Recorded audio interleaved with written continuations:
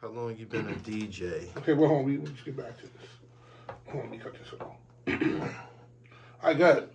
Um, Welcome to the Dribble by Gully TV, man. What's good? What's good? You made it to my in-studio platform. It's a pleasure to have you here. Thank you, brother. This is really big business for me. You know I'm gonna be talking big shit online about this right here, about your presence and shit. Well, it's cool because it was like, I was like, okay, this is the shit that I usually see. No doubt. Tell me about your participation in my Murder Unit series. Tell me what you thought about the finished product. And Finished product was and dope. what became about that whole situation, because it started between me and you speaking in the DM, Yeah. and we shot some videos Yeah. in the DM or whatever, Yeah. and 100%. and next thing you know, boom.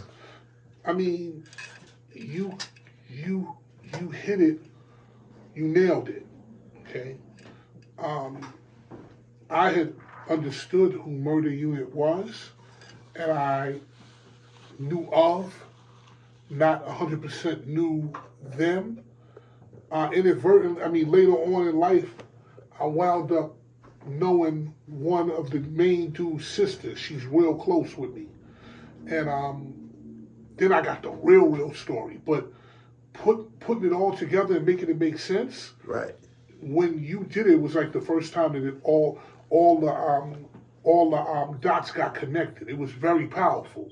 And then just how my piece of it actually came into it. It actually made it make sense, I guess. Cohesion. Yeah, it was exactly. It was. You ended up becoming like almost a narrator. Mm-hmm. You know what I mean? Mm-hmm. And everything that you said, I went in through resource. I went and got the newspaper articles, images, etc., and shit like that. And and the reality of it was that everything I said was real. And here's how I always judge if something is real, if it's authentic. When you say it online and nobody disputes you. Right. When you say it, We definitely put that down. and nobody came out and said, "Yo, Fatman Scoop full of shit, man." Right. Like, because it was real. Right. So you know, once you did that and you didn't get no comments with Fatman Scoop is bullshit. Both parties, Junior Mafia and MU. What? Both parties got a chance to watch the production. Right. And not one of them said, yeah, that man is lying. right. Not one of them said that. Right.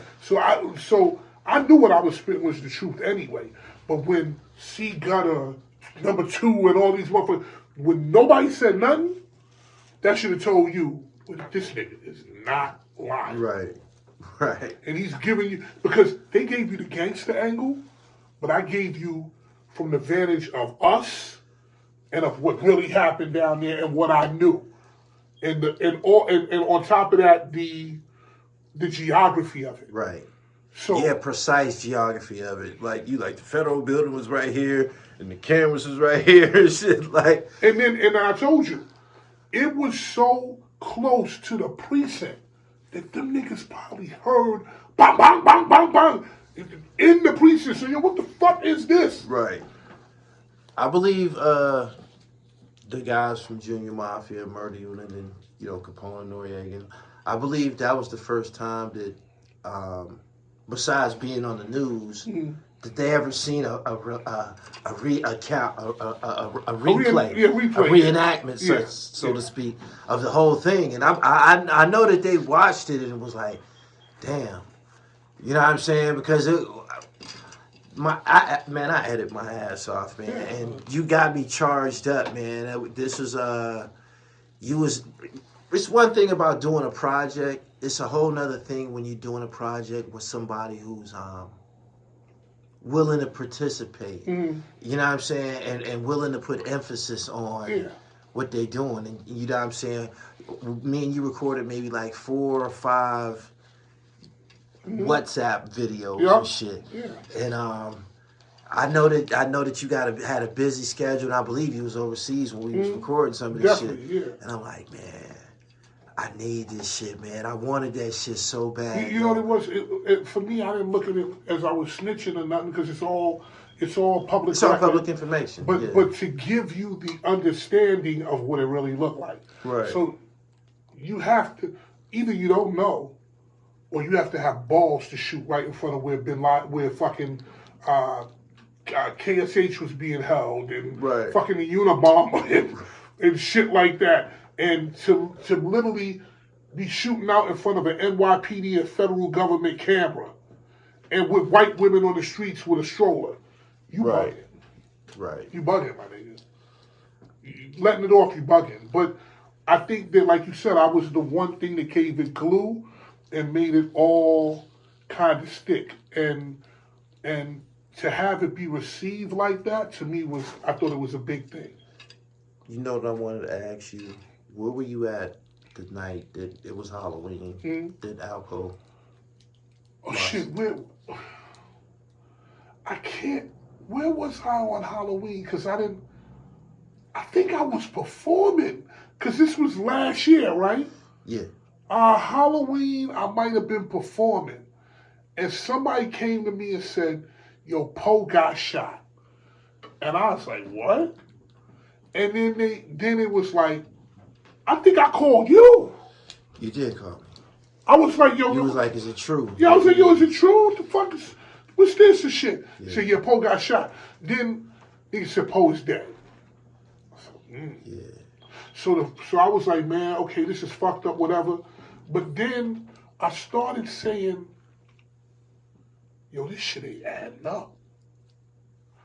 You gonna tell me that one of the most celebrated street figures ever, y'all killed him and there's no body? Only his family could see him for 15 minutes? Then y'all cremated him? Come on, man. You need more people for that. Right. Someone was saying that if he left the witness protection program, why would anybody have any say so on whether or not he was cremated and shit? You know what I'm saying? Right. Is that true? Yeah, he had left the witness protection Yeah, program. but when you're in the witness protection, they dictate what happens? I'm not absolutely sure, but who would, I believe is, while during the course of him being online, like some of his next of kin had passed away. Mm-hmm. So I don't know who would be around to, claim his body or anything like that, except for his sons. Right. So, but somebody's gonna claim your body, bro. Here's the thing for me, and I'm not a conspiracy pretty sure there's theorist. a lot of people trying to claim his body. I'm not a conspiracy theorist, but I have particular issues with it. Number one, cremation. Number two, only his family got to see his body. If his family got to see his body, then how come they didn't pick it up? They could have picked it up. Number three is Harlem Hospital, with all those people in it that are of the culture, and you telling me that body passed through Harlem Hospital and nobody's seen it, nobody heard about it, nobody nothing? Security guard. Come on, man. Janitor, nurses aide, food service, yeah. medical records, maintenance, come on, janitorial service, fucking receiving, shipping. Nobody saw nothing? Man. I personally, here's what I think happened. I think the feds came to them like they usually do. They said, we have a real, legitimate, credible threat that someone is going to kill you. And this ain't no fake threat. This is like, you're going to die, homie. You got one more chance with this shit. What do you want to do? And he said, yo, man, I'll take it and I'll go. And they said, okay, well, because here's another thing for me. Poe died on Halloween. If you know Poe, it's Halloween and in a very, very loud fashion. That's the way you would want to go, in my opinion. Number two is, when I looked at the grouping of the shots, in anybody who shot a gun and anybody who know anything about hammers, if you look at that grouping, that's some serious shit. That is not what we call nigger shooting. Right. That is, you have that gun like that, you are tied in and you know what you're doing. I don't know if in the beginning they said it was coming from a car. They did say that. Now hold on now. Yeah. Now if you going from a car with that kind of grouping, that's almost impossible. That's almost unless you're a professional. Professional, right. That is extremely impossible. Right. That grouping is like a legit grouping that you see in law enforcement. So I was like, I just don't believe it. But hey, man, whatever story people want to have, so they can go to bed at night. Legacy. What do you think his legacy will be? His legacy, for me, again, I grew up watching Poe. Poe was maybe 3 or 4, 5 years older than me, but he was still a young boy, and I was just younger. So I wasn't in the action. I could only see it sometime when I was on First Avenue or sometime when I was on 40th Street. I am not from the street, so I can't speak to niggas snitching and what that means. I'm going to make it very simple about what I think his legacy is. You can say whatever you want to say about that man. He's a rat, whatever, however, he's a killer, okay? And if you said something, you never said it to his face. That's number 2. And number 3, no matter what it is that you have to say about that man, he influenced the culture of what's happening today. You got it? Okay, cool. Hold on. No matter what you want to say about him, whatever you want to say about Poe, you can. But he influenced the culture of today. So swag, all that shit is what he invented. And I know people say, yo, man, there's this guy or Don't this say guy. he invented it. Well, no, okay. He was one of the forefathers of it.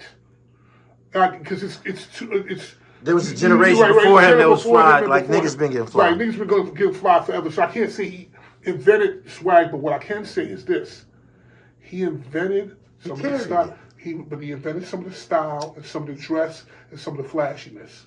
So Dapper Dan has come full circle.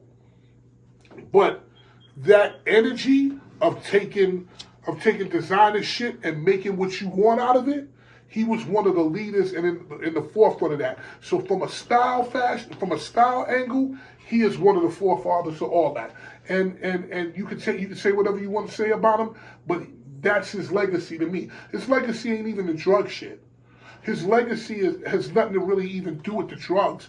That's like extra shit. His personality, the way he carried himself, the legendary shit he did, clothing and fashion. That's what Poe brings to the game to me. That can't be. Nobody can really dispute that. Nobody can dispute that. You can say whatever you want. You're not disputing that. Right. Your earliest. Can you recall your earliest recollection of seeing him in the streets growing up? Yes. You remember the first time? I don't remember. I remember the first time would probably be on First Avenue in Harlem. I remember being on First Avenue, and I remember a red Alfa Romeo Milano, and Poe leaned all the way back in the seat, almost like his head was in the other window, but he had a bucket on, and his arm like this, and just, even though I was in music, I was like, God damn, I want to be like that. I didn't want to be like that from selling a key of cocaine. I was like, yo, man, I hope my record get hot so I can be like that. I think that every rapper wanted to be Puff Daddy, and every executive wanted to be Puff Daddy, I think any dude in New York with swag wanted to be Poe. In that era, it's seeing him operate and move. And then I think one time he was on, like, in front of Drew Hamilton Projects.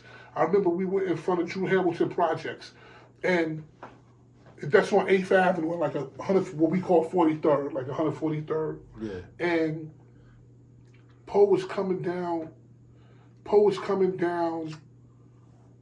Avenue on the bike, because he used to ride the bikes and shit. Right. He fell, and niggas was laughing.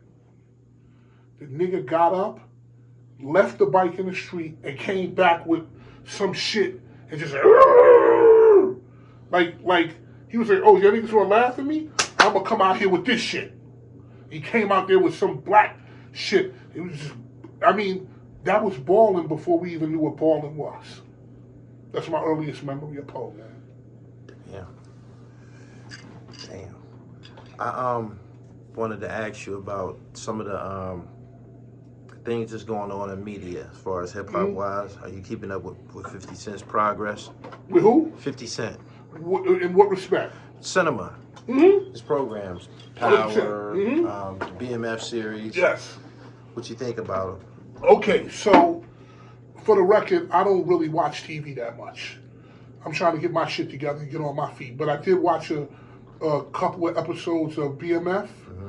I think 50 has got to the point that his productions are well done, well oiled, extremely well presented from the film and everything, storytelling. I mean, I don't think anybody tells a better story than 50. I mean, there's this new story, this new show called the Bel Air, where it's Yeah. like what Fresh Prince would have really been like. Yeah. That looks really good. To me, that's consistent with Power. I haven't got a chance to watch. I got into a little bit of the one with Mary J. Blige, but I haven't got back and looked at it. And then I looked at a couple of episodes of BMF. Everything I see, I like. I think he's everything he does is quality.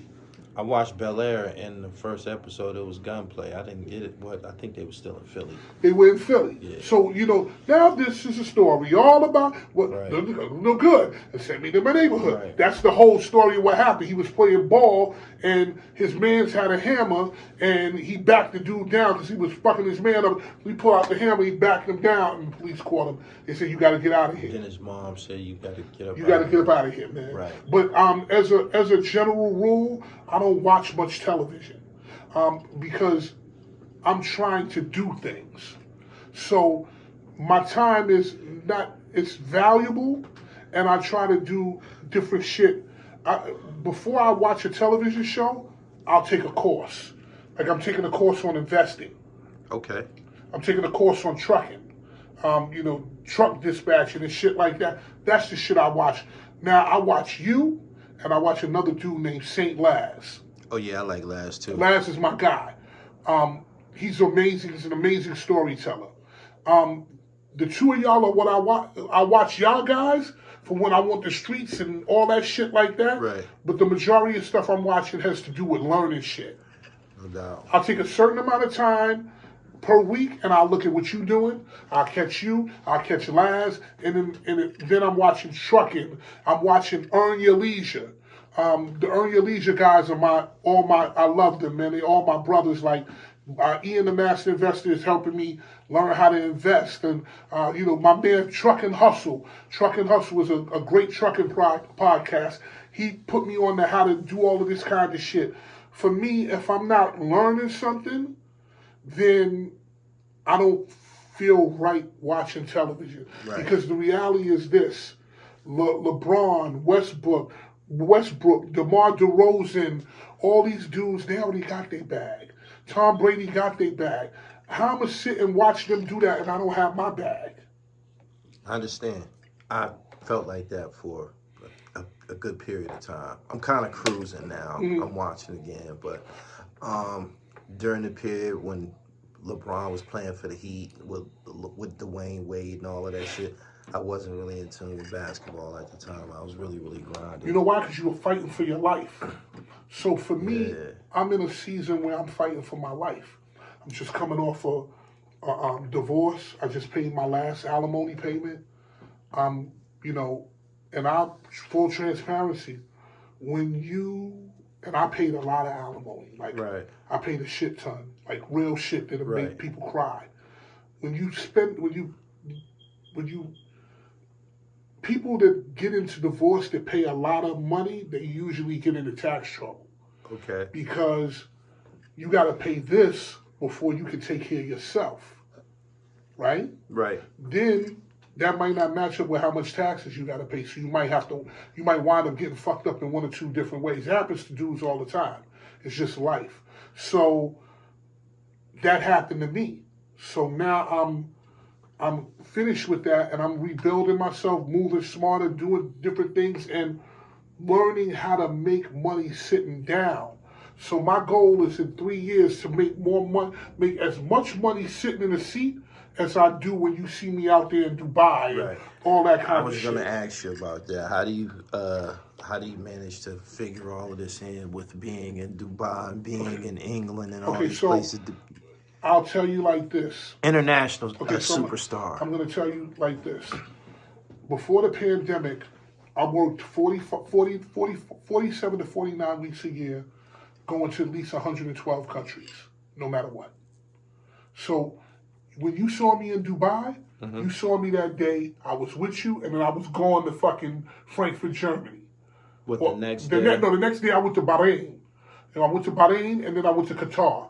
And then I went to Frankfurt, Germany, and then I went to England, and I went home. I stayed home 2 days. I flew back to England. On an average year, I might circle the globe Right. on 5 occasions.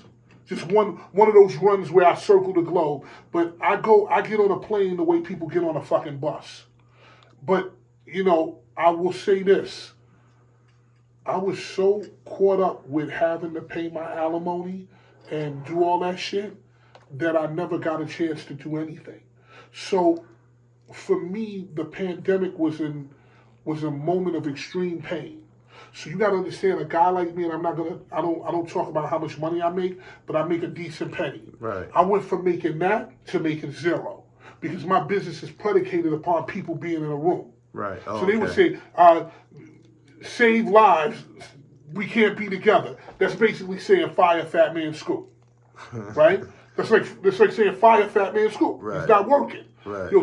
Only 6 people can be in a room. How the fuck I'm gonna do it?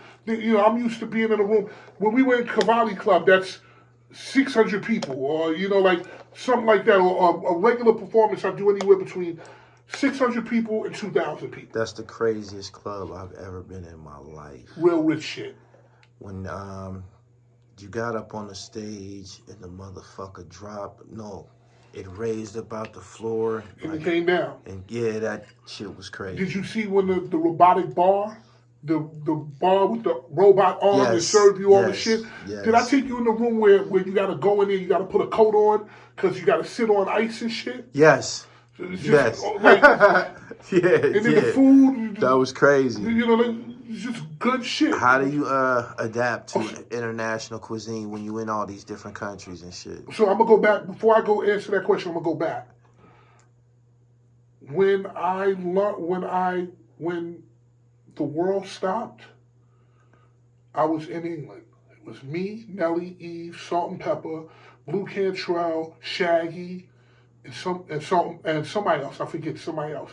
We were on tour doing a tour, and Maya, and we were doing a run, and they said coronavirus because I had COVID beforehand. I had COVID when it was in China, when it started in Wuhan. I was there in December 19. So I had the shit, and I didn't even know. They just let me walk that shit off. It's bronchitis. Right. Right? So anyway, the world stops. Now everything stops for me, right? But now I'm watching shit. The only thing that I hear during this pandemic, remember, everything stopped, right? The only thing I heard from my fucking window was, oh, I'm hearing trucks. Only thing moving is trucks. Yeah. I said, wait, hold on, I'm in the wrong fucking business. That started me looking at the trucking industry. From there, I went and I stumbled across the Earn Your Leisure people. And I started learning about investing and all this shit. This is all shit I couldn't do because I was on the treadmill of paying that fucking alimony and rolling. You describe alimony like is it like a lawsuit? No, That's it's what not. you describing it like. Is it like restitution? Yeah, I mean, basically, it's spousal support. So, Is marriage a good thing? I want you to okay, say all well. I right. want Well, you to say the brutal truth. I'll tell you. Like, Here's the brutal truth. yeah, It's a contract that 50 Cent summed it up. It's a contract that you shouldn't sign. And I know that I'm going to get in trouble. I know a lot of people are going to be mad at me, but it's a bad fucking contract. It's very easy to get in, but really hard to get out. and I'm not shitting on my ex-wives because I'm all No, good no, with. I really wanted to be I'm all educated good. on I'm all good on with. the concept Hold of it. on. I'm all good with my ex-wives. We good, but the concept is no good. So I'm a man. I'll start by saying this. I'm a man's man. I'm a man's man straight up.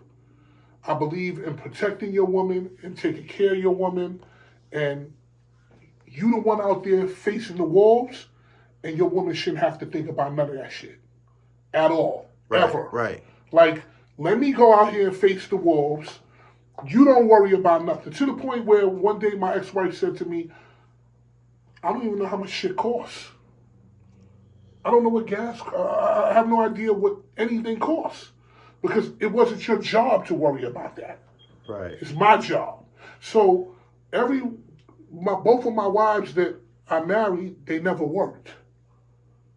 When they got with me, they never worked. That was it. It was over. Like, you stay at home, you take care of the kids. I'm gonna get out here and I'm gonna do what I need to do for my family. How long did it take you to understand that the contract wasn't good? Because you described Um, having a couple of wives, right? yeah, I had two wives. Okay.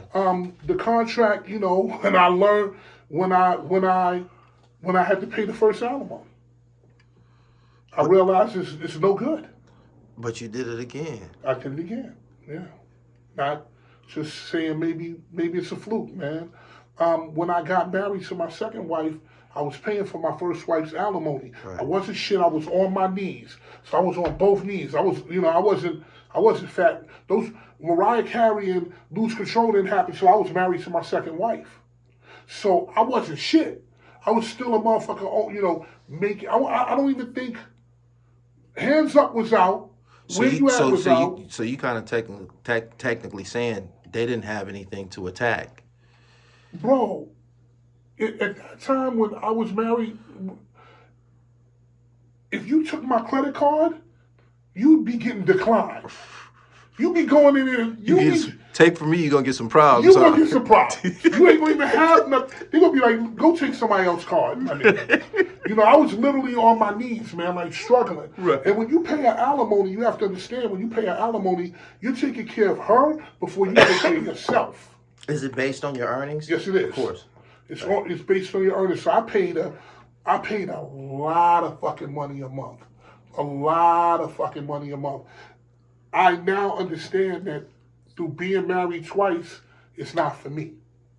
I'm not gonna knock nobody hustle, but it's not for me. I appreciate you being so transparent with me because this shit sound like some shit that should have went down on Dr. Phil. Like, this is incredible. Like, I can't believe that you're really going No, here. but But it's real. I'm glad that you're educating people that need to Yeah, understand this. bro. Because I didn't, the way you was describing alimony, like you had to pay your probation officer and shit. You know what I'm It's saying? because Alimony, it's coming every alimony. month, and nobody cares about what you don't have. You better come up with that. Right.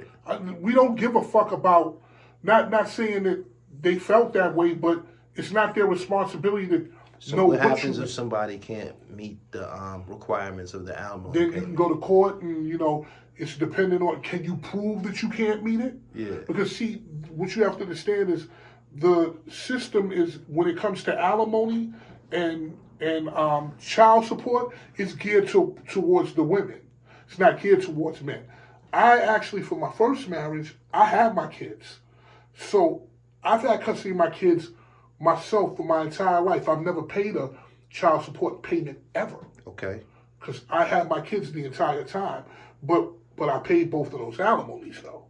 And my thing is that, and I know people may get upset. You can feel whatever you want to feel. I'm not paying no more.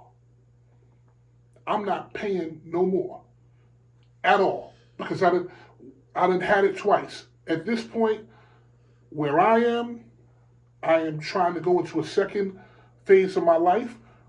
I don't owe anybody. I'm gonna work hard. I'm gonna take my money and I'm gonna invest it and keep it pushing and No go sit doubt. my ass down No somewhere. doubt. Because again, when you're paying that, a lot of money is outgoing, and I don't take anything from marriage, and I'm not hurt about it because I loved both of those women, Okay. and I can't go back and say I didn't love them. I loved those women.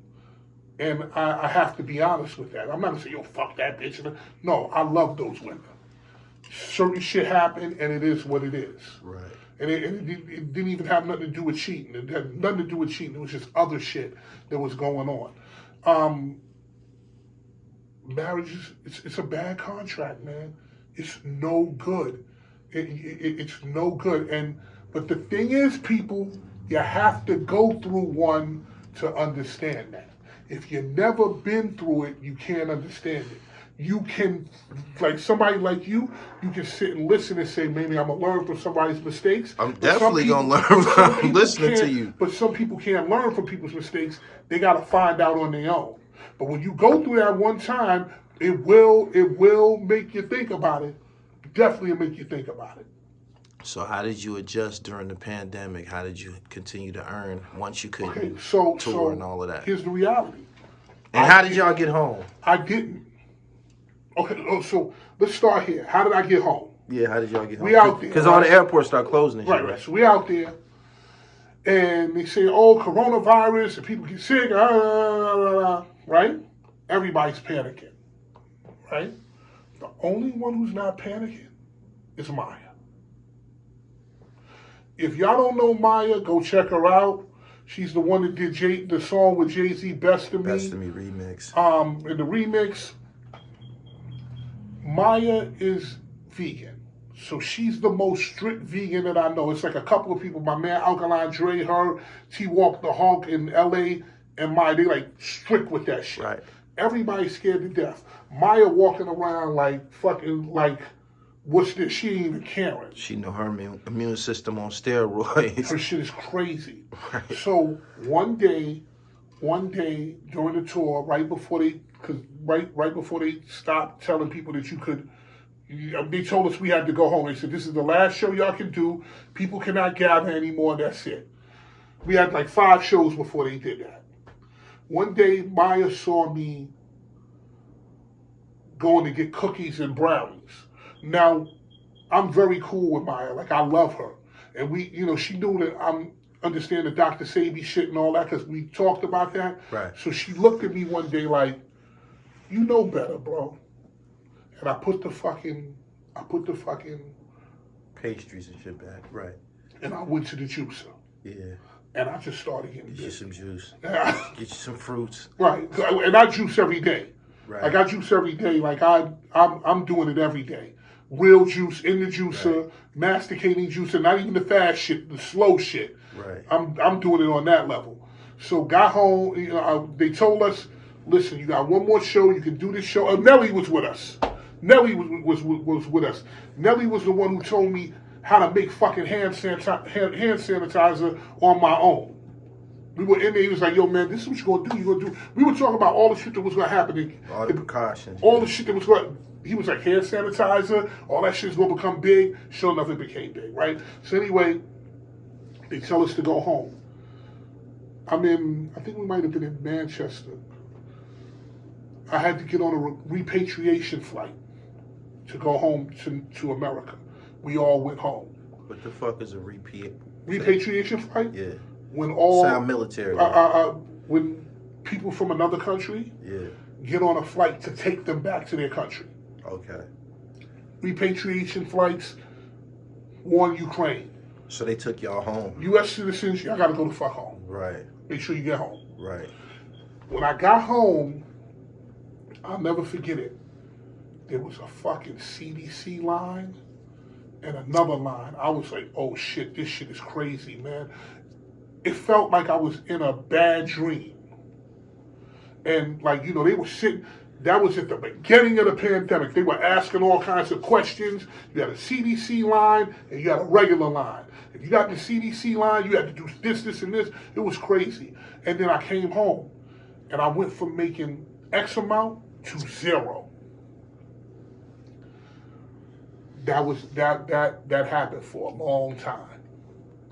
But I made a bag here doing a remix. Then I made a little bag here doing a voiceover or whatever, but it's not paying the bills. But I'm saying to myself, it's okay. Because when you got that alimony, sometimes you struggling, Yeah. and you be like, yo, man, I need time or whatever the fuck. Now, I don't have to worry because it's everybody's fucked up. Yeah. Everybody's fucked up. So there ain't no urgency. So ain't no urgency. I was like, well, fuck it, man. I'll just sit here. And I had just come home from that tour, and I had some bread. I said, let me chill out. I'm not spending shit. And that's how I was able to kind of make it through. Right. With some remixes and some shit, and boom, boom, boom. God always provides, no matter if you call him Allah, Yahweh, Jah, Jehovah, yeah. God, whatever. Higher power is always going to provide for you. And that's what happened to me. And I made it through. 2.5 years. I didn't work for 22 months. I'm used to making X. I was making here. Right.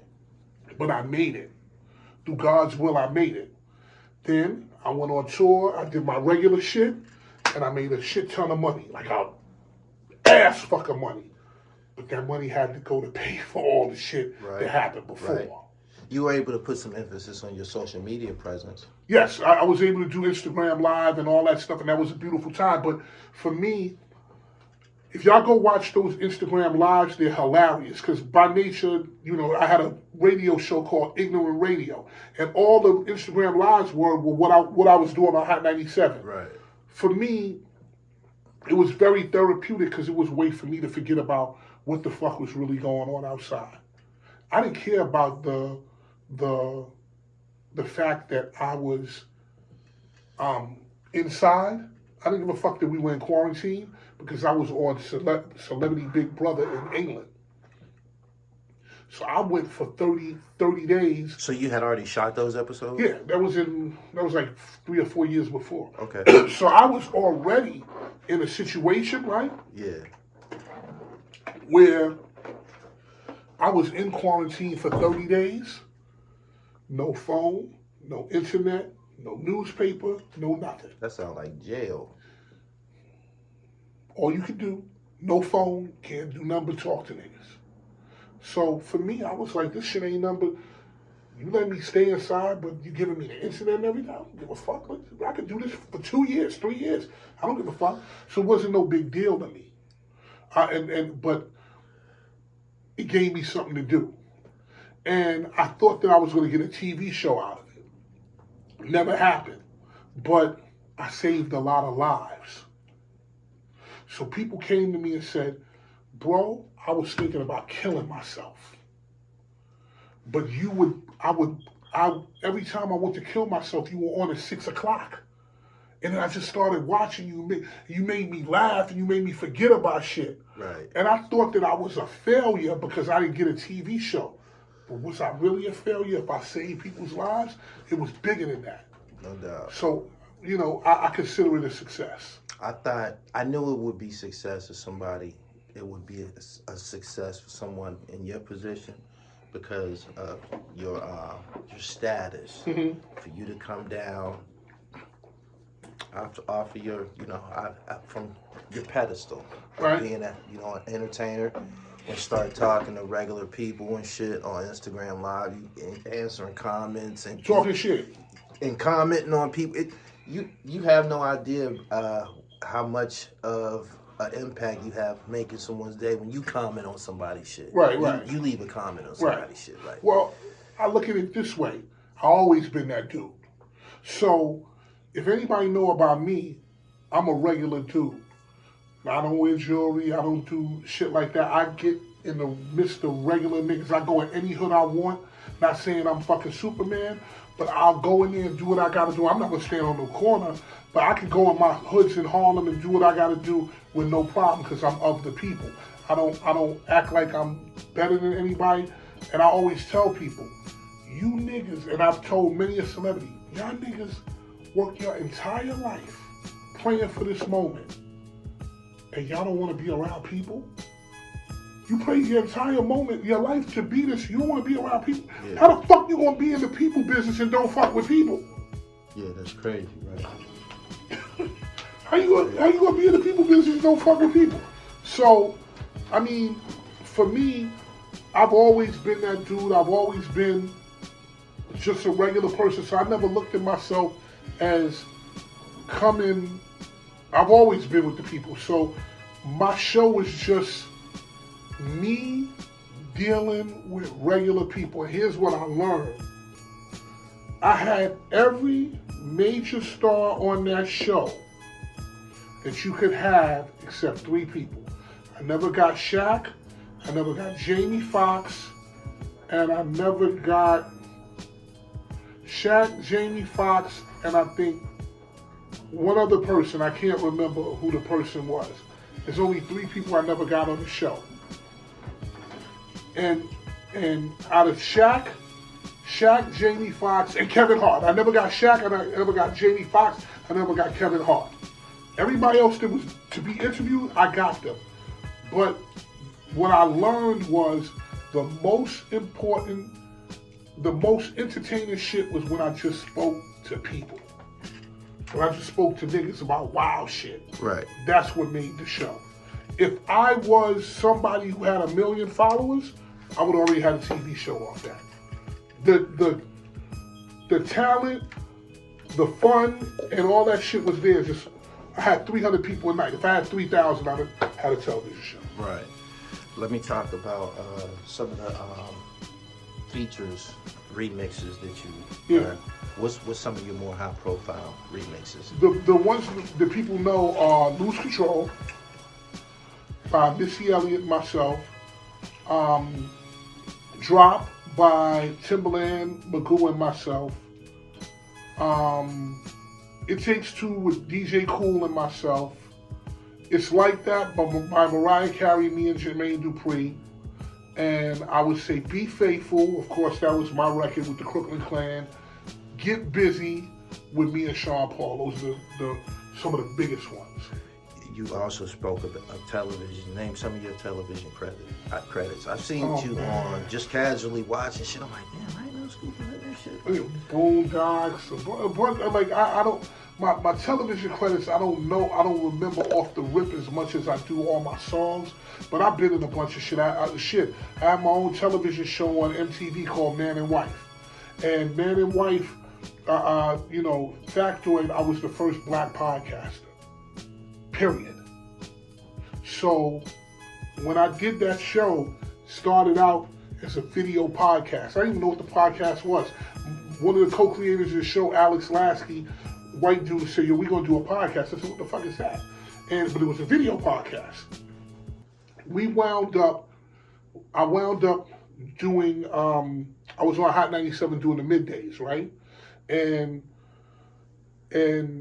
there was an interview, a paid promotional kind of interview that they needed to do for the station. And I don't think Flex wanted to do it. Angie Martinez didn't want to do it. Nobody wanted to do the interview. So they stuck him in my fucking time slot, because the middays you could do all that kind of shit, right? The guy came on and he was talking about iTunes. Remember, this is just when iTunes is just starting to really catch traction. Right. And he was the president, he was the director of all the iTunes. So I really didn't even know who he was. I took his card. And when I got the podcast and I started doing it, I gave it to him. I said, "Yo, man, what you think about this?" He called me back. He said, "Yo, this shit is amazing, bro." Next thing you know, I was on the sliding thing of Apple. You know when they slide the shit? Yeah. They had put me up there, Man and Wife, with my ex-wife Shonda. And that shit was out of here. And from there, I got the MTV show. So I was on the podcast and shit early. Damn, that's crazy. How long you was on MTV? MTV 2 years. I had one of the best shows on there. It was a sexual relationship show called Man and Wife. And it was comedy and answering questions about nasty shit. One of the few shows that, because we were dirty, so they had to put us on at 11 o'clock. But every episode, as you went later into the night, the ratings went up. And the most important thing about it is that I wrote it, I did the comedy, and I did the stand-up. Right. And it was successful, but at the time, they didn't have black people on MTV. So if it was today, that show would be huge because black people are acting out on TV. So I would have been able to be funny and do my shit. At that time, MTV, they didn't know what to do with us. Why was it always like a racial thing with MTV? Huh? Why was it always like a racial thing with Well, MTV? I don't think it's I don't think it's a racial thing. I just think it's a not understanding. It's not understanding the culture. So at the time when I was on MTV, they didn't even want me to be on there. It was like the Hills. I don't know if you remember the Hills on MTV. It was like some real ultra white shit. Mm-hmm. So when we came in, we were like one of the, other than Sway, we were like the only black face on MTV. So we got to deal with MTV. We were one of the first people that got a joint venture. So we had a joint venture with MTV, which covered merch, other projects, all kinds of shit. Like we were set to go, but I think we were ahead of our time. So when we did it, MTV, BT begged for it.